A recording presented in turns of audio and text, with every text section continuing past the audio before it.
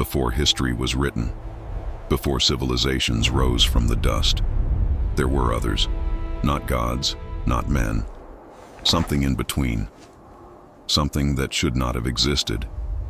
The ancient texts call them the Nephilim, and for thousands of years the world has tried to bury their story. But here's the thing about buried things. They have a way of coming back. The word Nephilim appears in the book of Genesis, one of the oldest texts in human history. Genesis 6:4 reads, "The Nephilim were on the earth in those days, and also afterward, when the sons of God came into the daughters of man, and they bore children to them." Sons of God, daughters of man.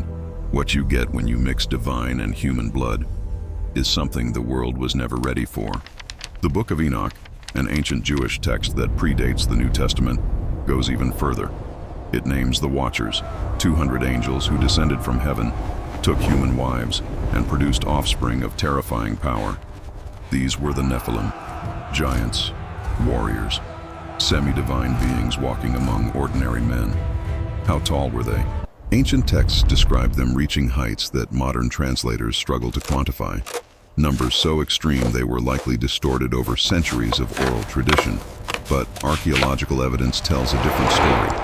Oversized skeletons, massive tombs, weapons too heavy for normal humans to lift, found across the Middle East, in Canaan, in the land of ancient Israel.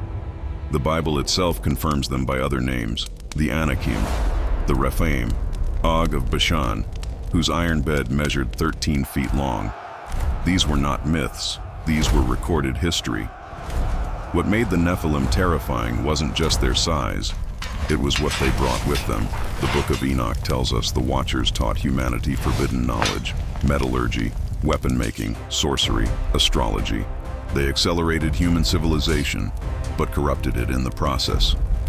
The Nephilim themselves were said to possess strength beyond any human warrior, lifespans that dwarfed ordinary men, and a hunger, a constant, insatiable hunger, not just for food, but for conquest, for domination.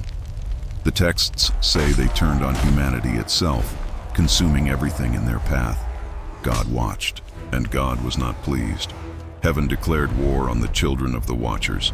The sentence was total annihilation, a flood that would cleanse the earth of everything the Nephilim had built, everything they had corrupted, everything they were.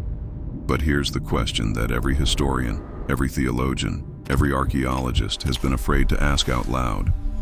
What if they didn't all die? What if something survived the flood? Something that carried the Nephilim bloodline forward, hidden in the DNA of a warrior people born thousands of years later, in the frozen north. Every major ancient civilization has a flood story. The Sumerians, the Babylonians, the Greeks, the Hindus, the Mayans. Separated by oceans and centuries, they all remember the same catastrophe. A divine cleansing, a world drowned, a reset button for humanity. The official version says everyone died. Noah's family survived. The Nephilim were erased, clean, simple, over. Except nothing about this story is clean or simple. The Sumerian epic of Gilgamesh, written centuries before Genesis, tells the same flood story almost word for word. A chosen man, divine warning, an ark, animals, 40 days of rain. This wasn't borrowed. These were independent memories of the same real event. Geological evidence backs this up. Around 600 BC, the Black Sea experienced a catastrophic flood when the Mediterranean broke through a land barrier. This single event would have displaced hundreds of thousands of people, spreading the memory of a world-ending deluge across multiple continents. The flood was real, but here's what the official version leaves out. Genesis 6:4 doesn't say the Nephilim were destroyed by the flood. It says they were on earth in those days and also afterward. Read that again. After the flood, the Nephilim were still there. The Israelite spies returning from Canaan in Numbers 13:33, centuries after the flood, reported back in terror. We saw the Nephilim there. We seemed like grasshoppers in our own eyes. Centuries after the flood, still there. David killed Goliath. a Philistine giant. His own soldiers killed 4 more giants in the battles that followed. These weren't fairy tales. These were military records. The Nephilim bloodline had survived. It had dispersed. It had gone underground. And according to the ancient model of how bloodlines move, following trade routes, following conquests, following the desperate search for survival, that bloodline would have migrated north, further north, into the cold places where no one would look, into Scandinavia. 3,000 years separate the Nephilim from the Vikings. That sounds like a lot, but that's only 120 generations. In 120 generations, a bloodline can travel anywhere on Earth. In 120 generations, legends become mythology. Mythology becomes religion, and the children of fallen angels become the children of Odin.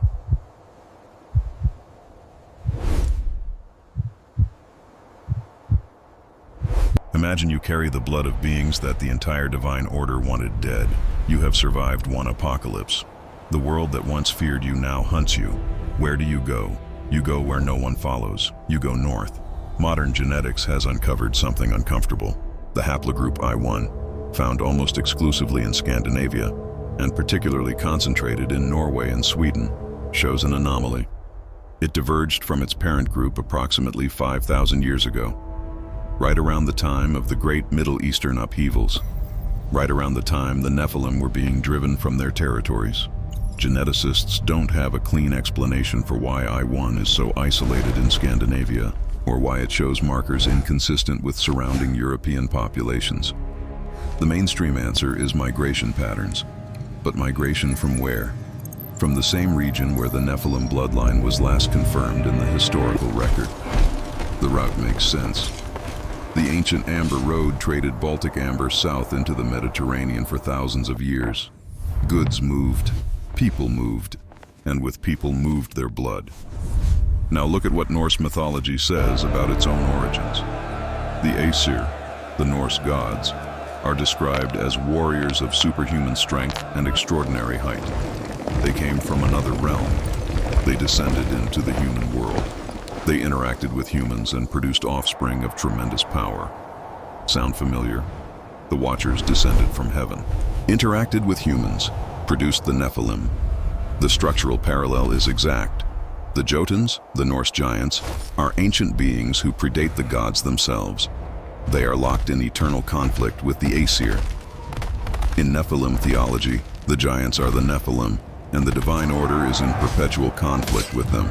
Same story, different names, different language, same memory passed down through blood and fire across 3,000 years. The Viking warriors themselves believed they could enter a state called Berserkergang, a battle frenzy that granted them supernatural strength, made them immune to pain, allowed them to fight beyond every human limit.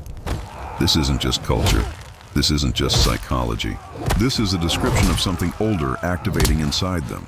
By 793 AD, something extraordinary had emerged from the Scandinavian peninsula. Warriors unlike anything Europe had ever seen, physically imposing, seemingly fearless in battle, carriers of a mythology that was ancient before they were born.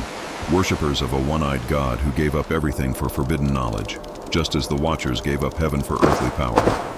The Vikings were coming, and if the Nephilim bloodline survived in their veins, the world was about to feel its weight again.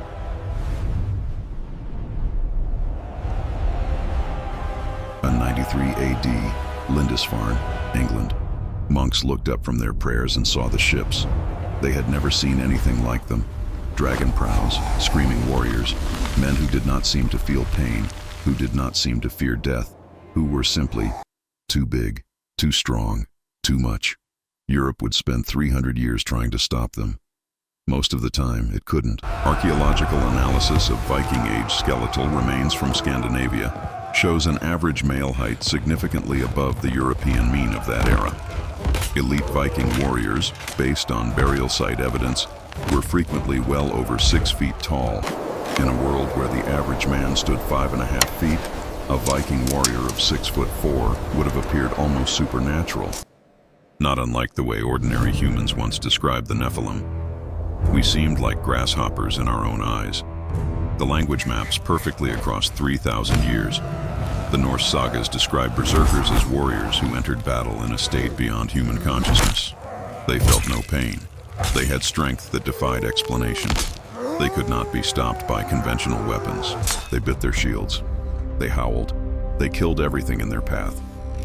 Modern science has proposed adrenaline, psychotropic mushrooms, warrior hypnosis, but none of these explanations account for the consistency, the specificity, or the sheer documented lethality of berserker warriors across 3 centuries of Viking raids.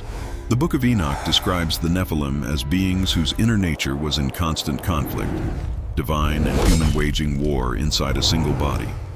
This internal violence would manifest in explosive, unstoppable physical aggression. The berserker state may not be a ritual, it may be inheritance. Now consider Odin, the All-Father of the Norse pantheon. He sacrificed his eye for wisdom. He hanged himself on the world tree for 9 days to obtain forbidden knowledge, the runes.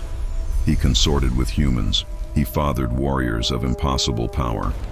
This is not coincidence. This is cultural memory. The Watchers gave up their divine nature for earthly power. Odin gave up his eye for forbidden wisdom. The sacrifice is the same. The transaction with hidden knowledge is the same. The offspring, the Nephilim, the legendary Norse heroes, are the same archetype, dressed in different clothes, speaking a different language, but carrying the same ancient truth in their bones. They were supposed to be gone, drowned, erased, a chapter closed by divine decree. But the blood remembered. Through 3,000 years of migration and mythology and war, the Nephilim bloodline found the frozen north, sailed into history, and made the entire medieval world bow before it. The giants didn't die in the flood. They became the most feared warriors the world had ever seen. And if that bloodline scattered from Scandinavia to Iceland, to Normandy, to the British Isles, to the corners of the known world, then the Nephilim are not a chapter that closed. They are a story still being written. This is not the end. This is how it continues.